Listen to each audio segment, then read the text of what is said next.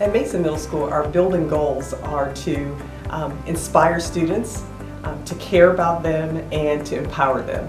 We came up again with a really short theme of ICE, and to help us remember what those building goals are. And so, as a part of that, everything that we do within that building should fall under that. Does it inspire students? Does it inspire teachers? Does it show that we care about them? Does it show that we support them? Is it something that is empowering for students as a part of what they do? Does it help them to show some leadership?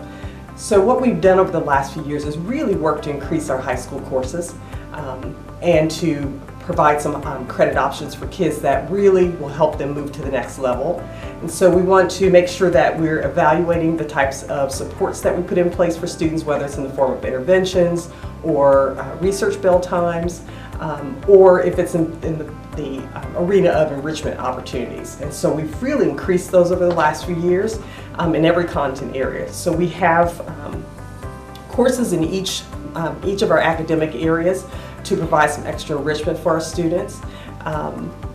And so part of that has been, for example, there are media courses, there are courses under the language arts umbrella that are about reading and writing. We have Mason in the Middle, which is a part of our partner class to the high school Chronicle course. We have Wild Readers, which is a fun course for students that just love to read. We have Speak Up Right Now class, which is really unique because it focuses on empowering kids to learn to find their voice in their classroom. We have some of the some math and science enrichment courses, such as an 8th grade STEM course. We have a 7th grade coding and robotics class that's very, very popular.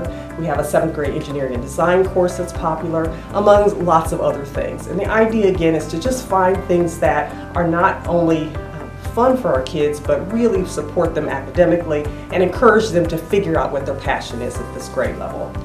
In conjunction with that, one of the things we've really worked on the last 3 years is really looking at how we grade and assess kids. Grading has changed a lot since I was at school, and we've tried to take the focus away from the letter grade to, are we mastering skills?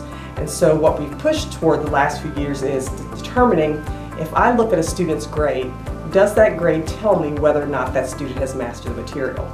So the idea is that we're taking out all the compliance issues. Did they finish their homework? Did they turn in their paper on time? And instead, the grade strictly is related to a standard and whether or not they mastered that. On top of that, the important part about that is looking at multiple opportunities for success, meaning that students can try and try again until they master that material, because that's a natural part of learning to grow.